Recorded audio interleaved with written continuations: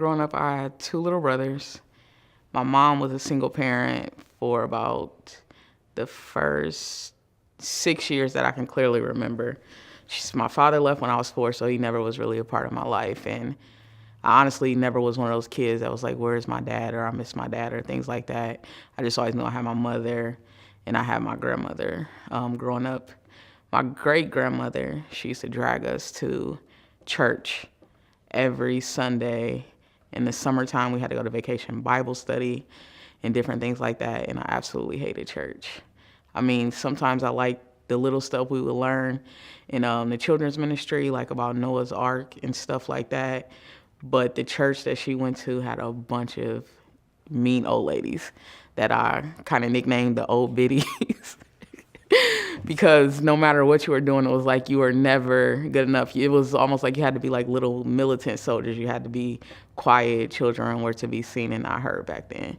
So I developed kind of this, not hatred, but I did not care for church, and I would try to avoid it at all costs, even if it meant not spending the night at my grandmother's that weekend or something, just so I could skip church. The majority of the things I learned in church when I was little was about if you were bad, that you would go to hell. Nothing really good. I knew God loved you, but if you sinned against God, that ultimately you would spend eternity in hell. I never really learned about grace or the forgiveness of God and stuff like that.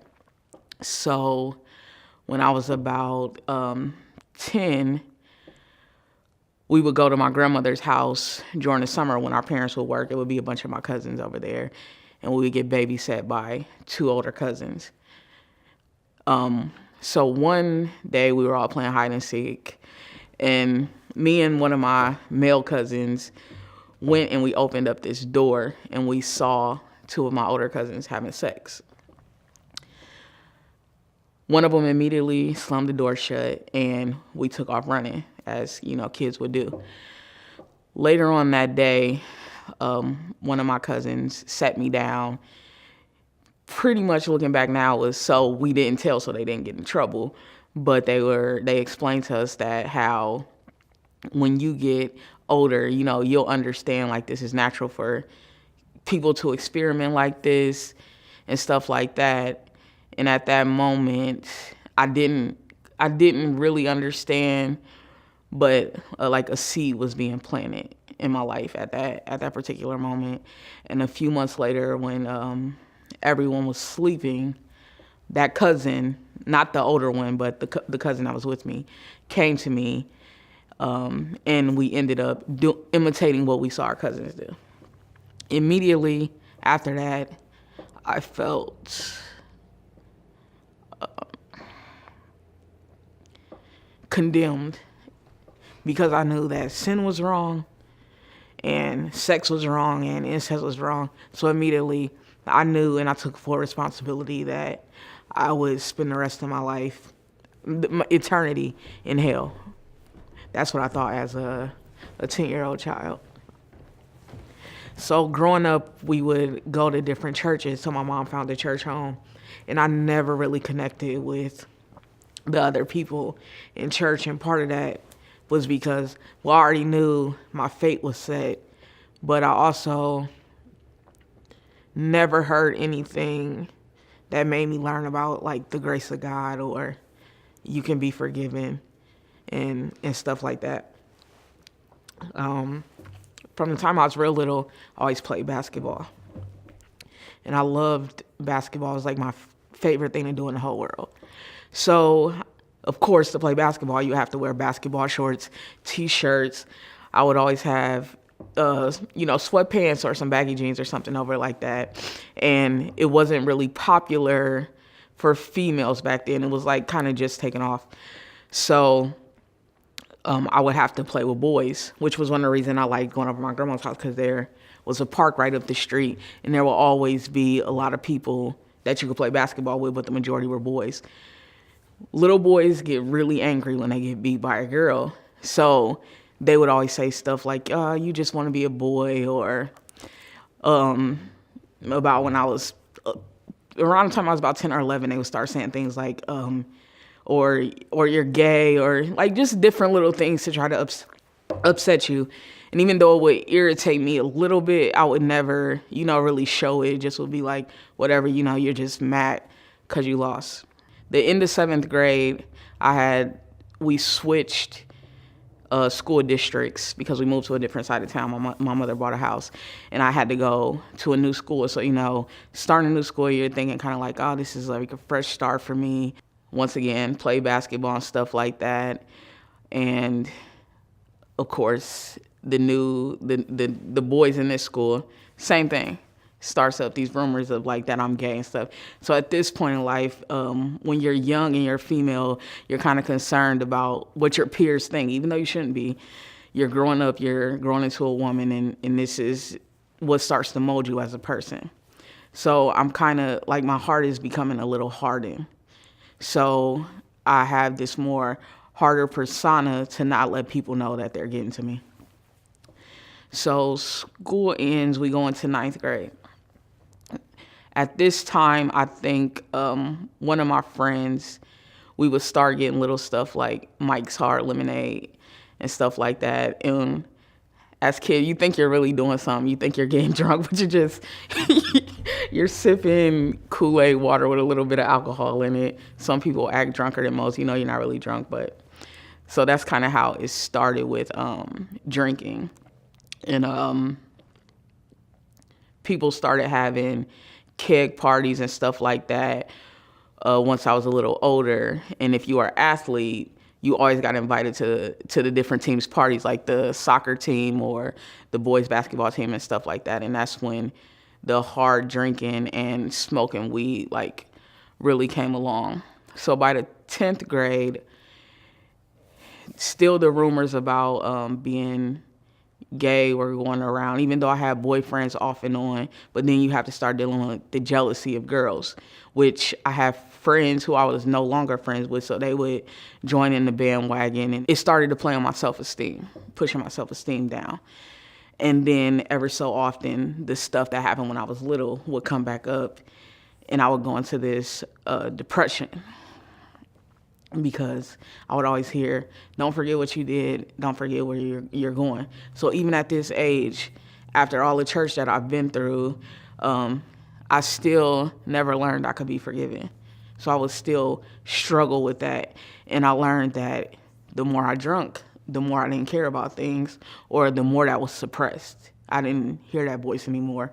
And when I would drink, I would become this person that my attitude would become like more, grandiose. I didn't care.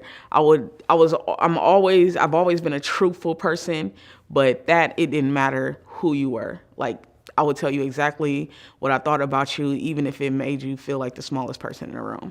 And that was something that came every time I would start drinking. So my junior year in high school was when I really hit kind of like the point of no return.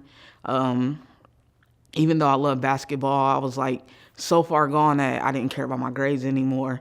I think my GPA had slipped all the way down to like a 1.3, to where I was ineligible my junior year to play basketball.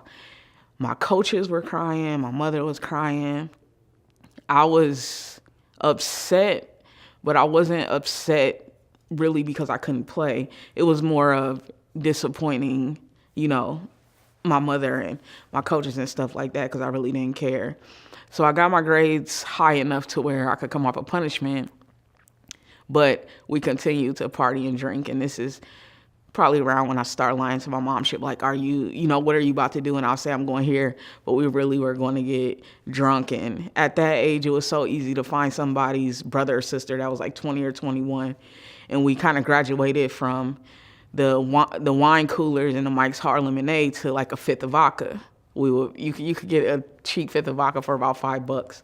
So we would put in for one of those, and we would start getting wasted like it was almost every weekend. Any weekend I could get away from my mom, we were probably drinking. So by the time my senior year comes around, after still dealing with it, all the rumors, how I'm feeling about, it's already pretty much cemented in stone where I'm going anyways.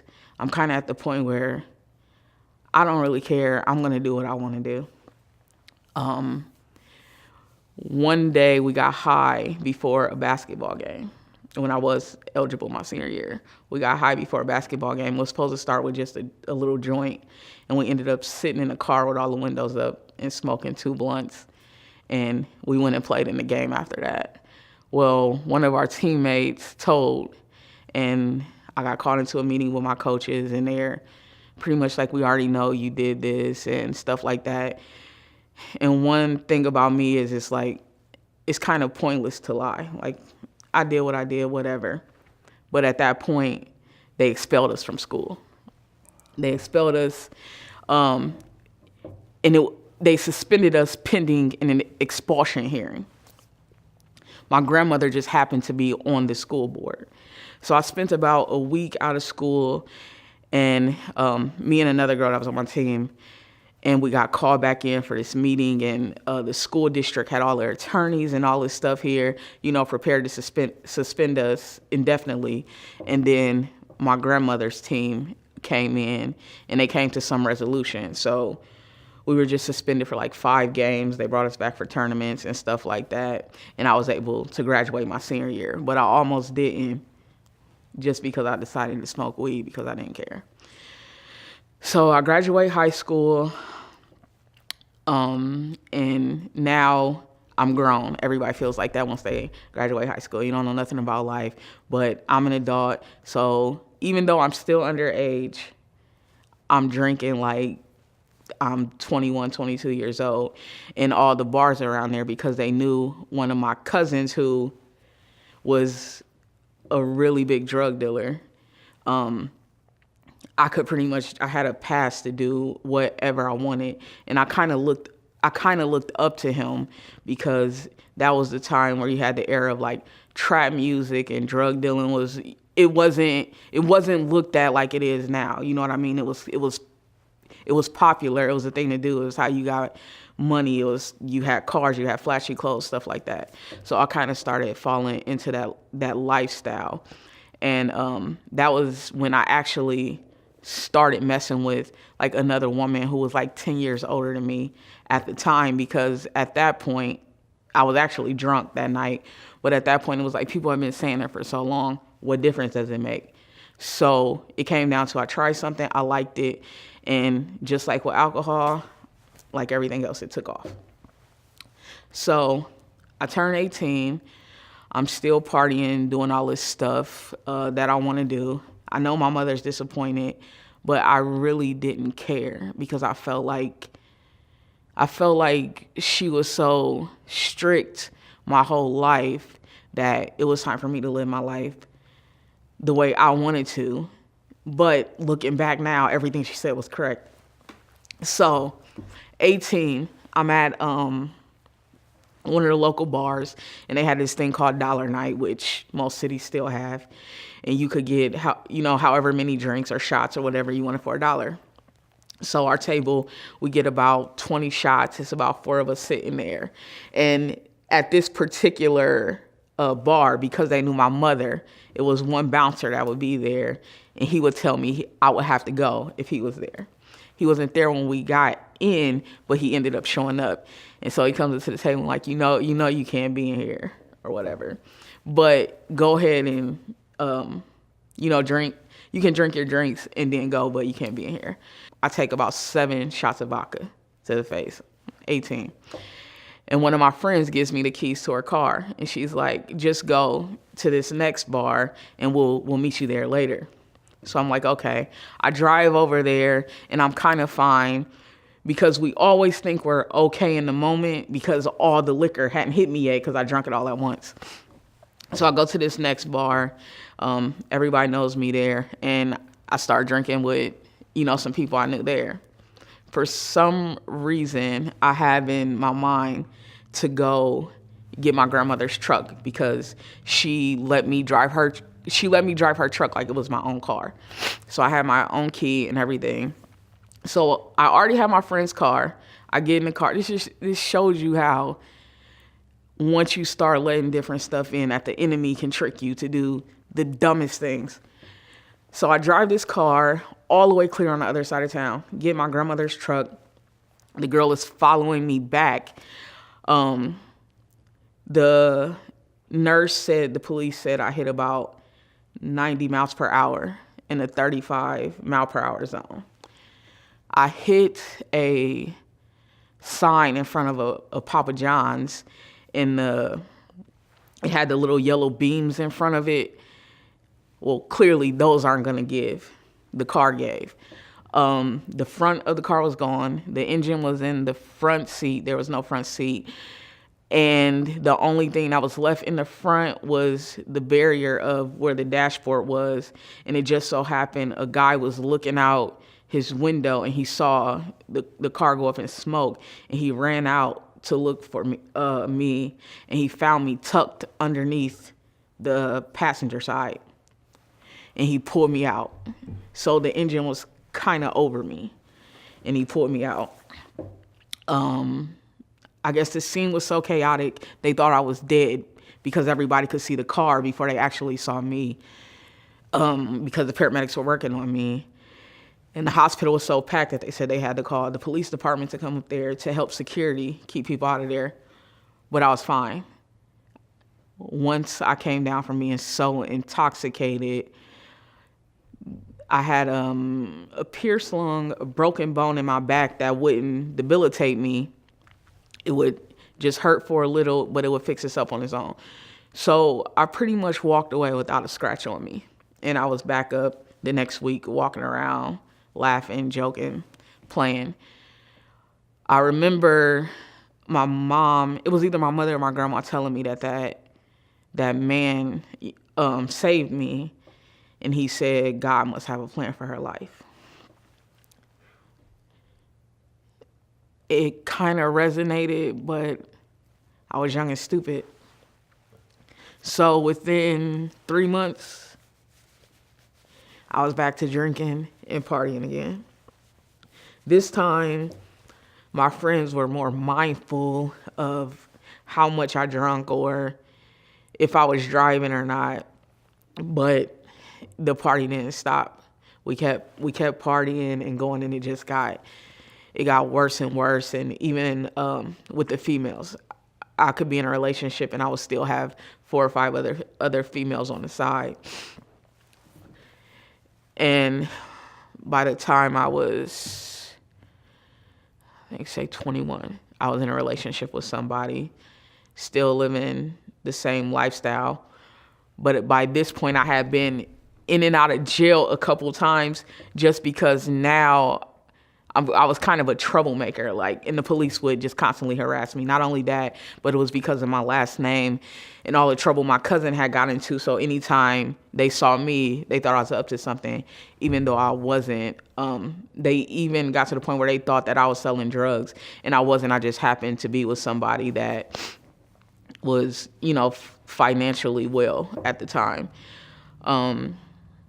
I was working with youth girls, and I remember having to have the same conversations with them that family members would try to have with me, because some of them would be in there because of promiscuity or drinking, or because they were all underage, or they were truant to school, or they didn't care. And I remember sitting there sometimes feeling kind of like a hypocrite, because I'm telling you not to do this stuff, but I know for a fact when me and my coworkers leave here tonight, at least 4 or 5 of us are going to go back to my house and get drunk or go out. And we would even come into work still a little hungover the next day and still deal with these kids who kind of looked up to us. I ended up leaving that job and I had more free time. And with that free time, I still continued to party. And one night, me and the person I was with, we were sitting inside of a bar. It was like a Tuesday night, and it was only me, her, the 2 bartenders, and I think the owner. So it was about 5, 6 people tops in there. We're all laughing and having a good time. The door busts open out of nowhere. This guy is running. He runs right into my bar stool, just like I'm sitting on this stool right now. Bar stool tips over, I fall, and he kind of trips and falls on top of me. A guy comes in behind him and lets off 4 shots, shooting at him. The bullets are so close, I can feel the heat on going across my cheek. The guy gets up, he's already shot once, runs, stumbles into a bathroom, and the guy runs in the bathroom after him.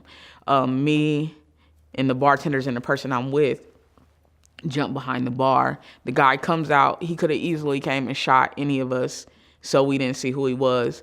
But he runs out the front door. Immediately after that, I left and called my mother, like hysterical, crying because I was that close to dying. Like, by all accounts, I should have been shot in the face. But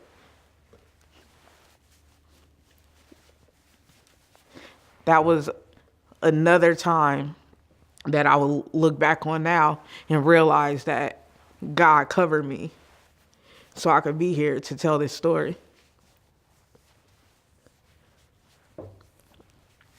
So a few years after that, I moved out of the city. I moved down to Columbus. I'm still working in youth facilities, and I'm working with females at this time again. And the job is going great. I still am drinking and stuff like that on the weekends or on the days off, and I still feel a little hypocritical while I'm there, telling them, that they shouldn't do this type of stuff, or, how they should live their life, even though I know I'm doing the complete opposite. And it wasn't weighing on me the way that I was living, but I would have those thoughts. It's like, how does God look at this? But then in an instant, the same thought would come, like, it doesn't matter because you already know where you're going. But then I would see like the little girls would start having like crushes and stuff on me like that. And I remember always having enough sense and reverence for their lives that I'm like, you don't know what you like. You're a child. You know what I mean? Figure your life out first. Don't think about stuff like that right now. And the person I was with had ended up in a car accident, and so they started taking prescription pills for the pain. And then they started drinking when they wouldn't have pills. But their drinking took on like a whole different level. They started drinking way more than I did. And at this time, I would pull back just a little bit just because I was having that conflict of what I'm telling these kids and what I'm actually doing. Like, it really started to kind of take its toll on me. So this nurse started working there, and we will always see her come on our unit in passing. She was a nurse of our unit. We will always see her walk through, and she will always have this ridiculous, I call it a ridiculous smile on her face. And I always wonder, like, why is she so happy? Not like it's a bad thing, but it's like, we're at work. You just, like, what's going on? Like, and so I was curious. And after a while, me and her started talking and kind of developed a friendship, which the person I was with hated. But it was something about this nurse that it was like, it didn't matter how they felt about it. This is my friend, and that's it. Like, I don't know. It's just instantly I loved my friend. And that was that, kind of like the story of Jonathan and David in 1 Samuel.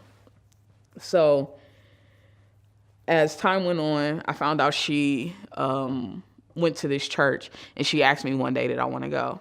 So I'm like, I'll give it a try. I've already didn't like church because I felt like it was full of hypocrites. And like I said, I learned that God loved you, but if you sin, you knew where you were going. I already knew where I was going. I already took responsibility for it. And I still was kind of in the mode of, if I'm going to go out, I'm going to go out guns blazing. You know what I mean?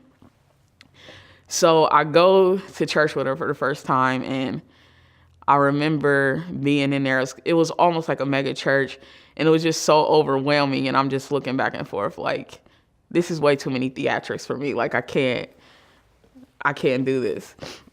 She's like, no, this is because this event was going on. So, just give it another try. Just don't write it off yet.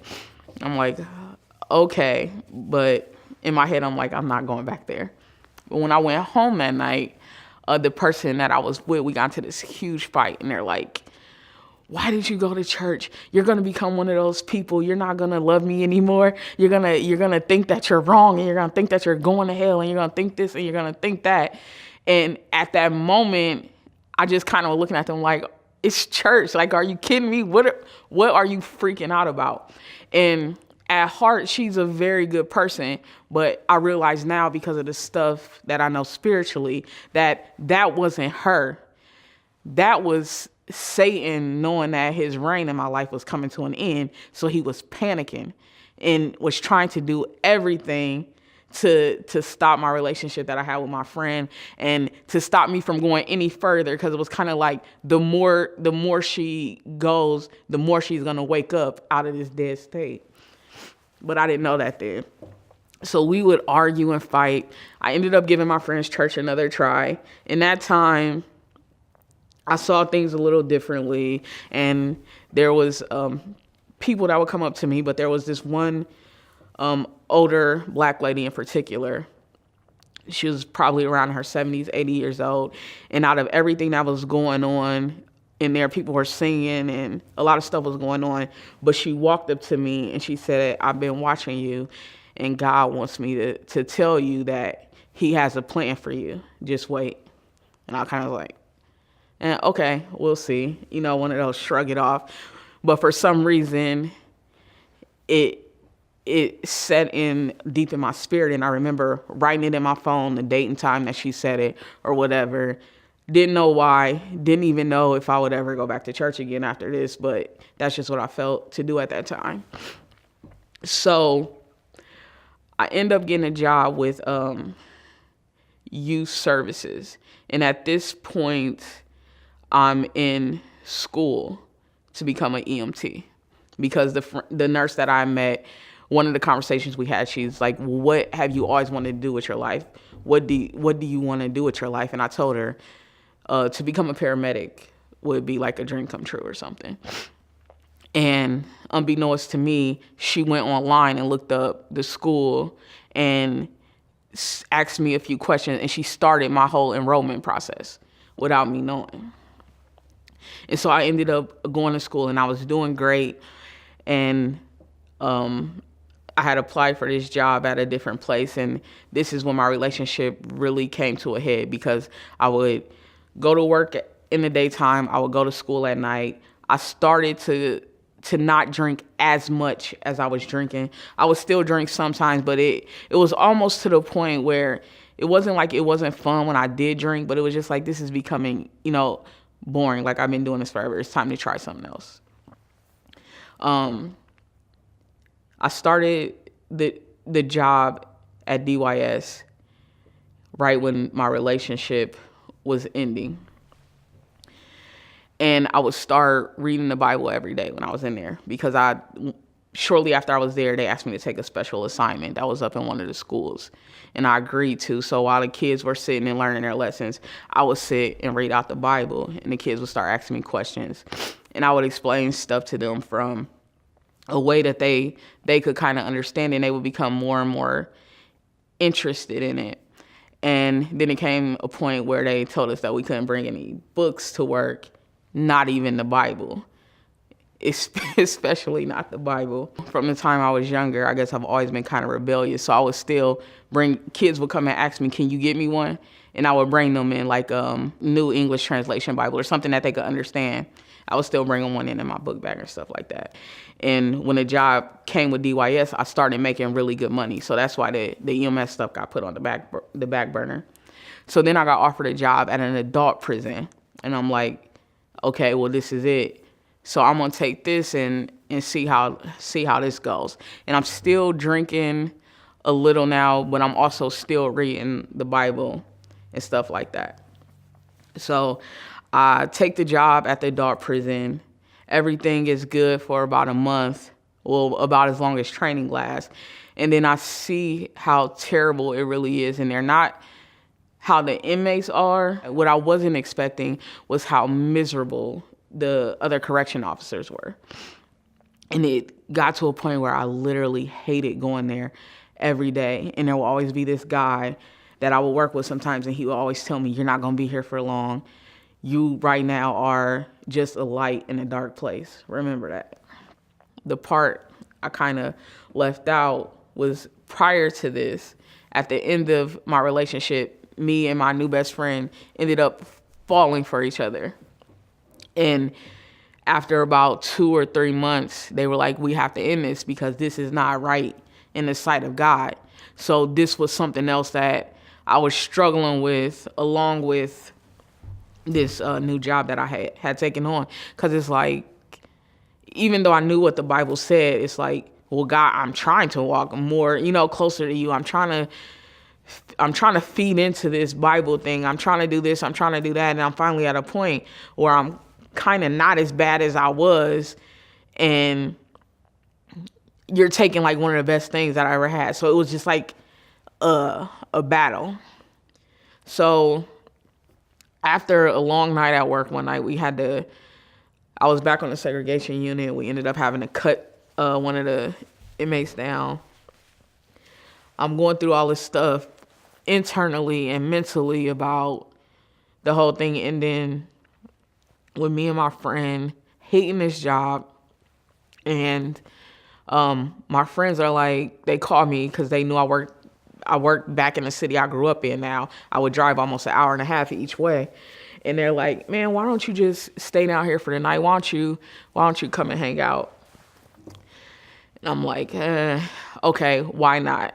So as soon as I get there, everybody's drunk by now. And they're like, come on, have a drink. So I start off with just drinking like a beer here, a beer there. And then I end up taking shots. Once I get intoxicated, there's always something in me, especially because I'm angry now, because of all the stuff that I'm thinking about, that wants to get in the car and drive. My friends took my keys. I ended up finding my keys after my friend went to sleep. And I got on the highway. And if you know how far Reynoldsburg is from Mansfield, you would already know that I probably wouldn't make it that far. So I get to about Morrow County. There's a semi truck beside me, and I feel like it's coming over in my lane. And I go over. I try to go over kind of towards the barrier, but not too far. And in that split second, something is like, just let go. All of this can be over. And instead of correcting the wheel, which I could have done easily, I let the wheel go. And smack, I hit the barrier, lights out. I wake up, I'm still here. The airbag is out, there's blood everywhere. There's blood all over my shirt. And I step out the car and I see an ambulance coming down the road. There's no police there yet, but I see an ambulance coming down the road. And I'm just like, why? Why am I still here?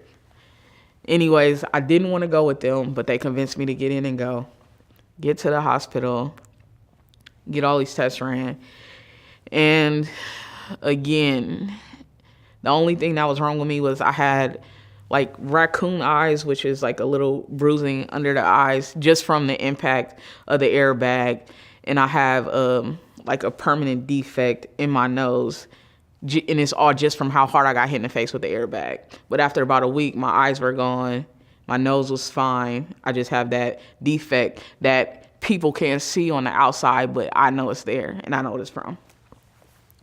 So again, God spare me.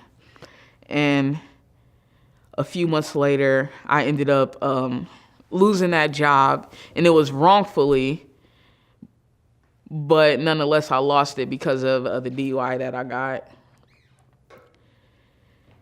And one day I was laying in the room, like, I don't know what I'm going to do. Like, I don't know what I'm going to do now. I don't know which direction to go. I don't know where my life is going. And I hear, I will lay you down before I let you go back to that life. So about a month later, I go and I get baptized. And that was in I think it was July 2nd, 2013.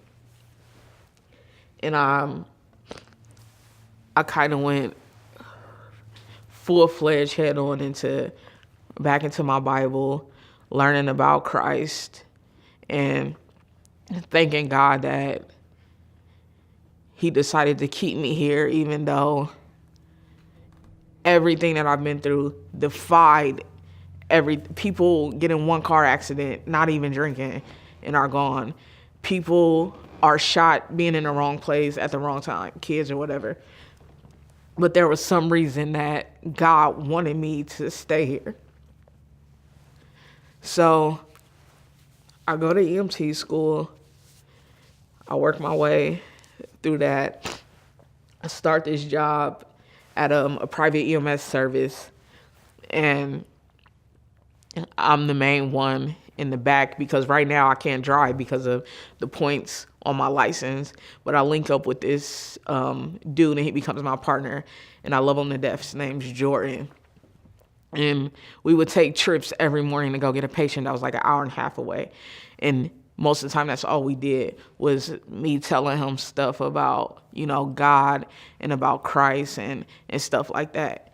So it would be funny when we would go pick up an elderly person or something like that, and they would be scared. Like if they thought they were, kind of at the end of their life, or they didn't know what was going to happen next, or they was scared about what surgery they were going to have, or they were scared about the treatment they were going to get. Jordan, before he would shut the back of the truck, he would always say, you have no idea how your life is going to change.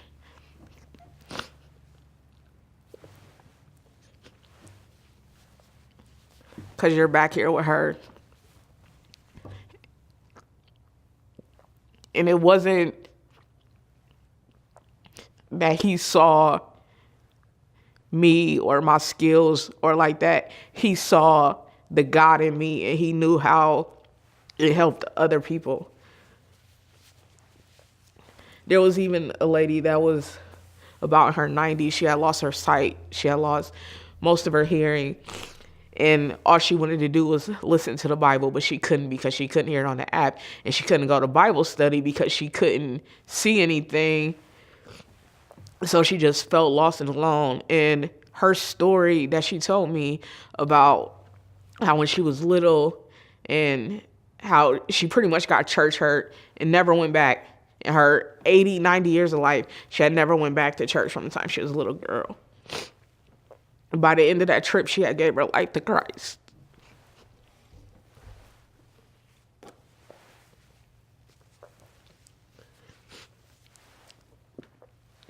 I also started working as an STNA to pay my way through paramedic school. And my first patient, you hear horror stories about people who worked in a nursing home or people who have clients that are just overbearing and terrible. You hear all of these stories. So my company sends me to this lady's house, and they tell me she's a little old lady and she can be a spitfire. As soon as I walk in out the gate, her daughter's like, after today, let me know if you want to be here because I've had too many people come and go. And she's going on and on and on. I'm kind of like, I don't know if we're going to get along. But after a while, she wants me to stay and be the only one to take care of her mother. And her mother loves me. And we get along great. And I'll sit and read her scriptures and stuff. And to this day, her daughter is still one of my very, very close friends. Almost like a sister now. But it was just funny how God did all these things and knew the places to place me, to show me that this is what I'm doing with your life. Just be patient. So while I'm doing this, I'm still doing my EMS stuff, and our hours get cut like drastically. And I kind of went back to only doing 1 or 2 days with my little lady. But her daughter hears about it, and she's like, no, well, if you want to come back here, just, come back. I'll tell them that I want you however many days a week, which was great because it was always being there She wasn't that hard to take care of. Plus, we got along. We became more like family, more like family. So it took a lot of the stress off from going to school and having to work. So then while I'm in the process of going to school, mind you, I'm paying for it. My hours got cut at my EMS job. And now I'm back here full time taking care of her. She passes away, which was hard to take care of somebody for 2 years and be with them almost like 5 out of 7 days a week. But not only that, it was like I can't see like who I would take care of after that. It was almost like that was kind of almost the ending of that job too. And it's like, dang, how am I going to pay to get through school? Not only how am I going to pay to finish school, the exam that I'm taking is so difficult for some reason. Even though I knew all of my stuff, the first time I took the exam, I failed. In the program that I was in is one of the toughest programs, not just in Ohio, in the country. And you have 3 chances to pass or you're out. So I have all of this stress. I'm worried. I'm stressing out. I'm worried. So the only thing I can think to do is pray and dive back into my Bible more. And I go and attempt to take my test the second time. Fail again. First time I failed by 1 point. Second time I failed by 1 point. So I'm really stressed because if I fail a third time, I'm out the program. I'm either done or I have to start completely over, and I'm already more than halfway finished. So before I go in and take it the third time, mind you, I'm still stressed because I don't know, even if I pass, how am I going to pay for school so I can graduate? Going to take my test a third time, hit the submit button at the end, failed again, 1 point. For some reason, I couldn't even get angry. Even though I came so far, I just quietly shut my laptop. And I was like, God, if this is your will for me to start over, it has to be for a reason. It has to be because there's somebody I'm supposed to meet at another time that I didn't meet yet. Or there's something, there's some way that you're going to get the glory out of this. I don't know what, but there's some way. So I packed my stuff up. I leave and go in the hallway to call my best friend. I tell her what happened. She thinks I'm joking. And I'm like, no, I'm serious. And I hear my instructor like calling my name. So I look and he's coming down the hallway looking for me. He's like, hey, come here. I need to talk to you in my office. So I'm like, okay, this is the talk where they tell you what steps you take now. Either, you start over or whatever you have to do, what have you. So he shuts the door and he looks at me and he's like, this is unheard of. He's like, people either, they either pass or they fail. I've never seen somebody miss this by 1 point every time. And he was like, I know you know this stuff. I hear you talk to your classmates. I hear you answer questions in lectures. And because of all the reviews that you get from all of your preceptors when you go to your clinical sites, this stuff we hear about you. He was like, there's no way I'm kicking you out of this program. So go back out there, open your laptop, get ready for class. Within 3 minutes, God had already responded to show me that just because man says one thing, that it is true to the scripture that God can even change the heart of the king. Because you had a whole institution change their policy for me because I let go and let God's will be done. So I went on to graduate. I became a paramedic, and now I work in the biggest ER in Columbus, Ohio. And I see the change in people from being around me. I've had one of my coworkers give their life to Christ. I've had her son give his life to Christ. I have people that call me and ask me to pray for them. Looking back, all those years of thinking that it was already set in stone for me to go to hell, it shows me that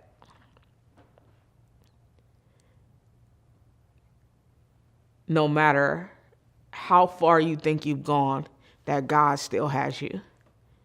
No matter what. You could be at the lowest point in your life and you don't see the other side yet. Because I was there multiple times. And from the position I'm sitting in now, looking back, there was not one day that God didn't have me. There's nowhere you could be in life, and there's nothing that you could do. Even if it went down to people murdering people or the most heinous and ridiculous things that you can think of, nobody is above redemption. Christ accepts everybody. So even if you think you've reached the lowest point that you could go, even if you think you've hurt more people than anybody has ever hurt in life, even if you think you are the worst person or the scum of the earth, because that is what man has conditioned you to think of yourself, or because of things that you've done, Christ takes everybody. That's not just a slogan to get people to church. That is true. And if you ask him to help you, in my case, I didn't even have to ask. He was like, we're doing this. If God did all of this with me, think about how much more he could do with you.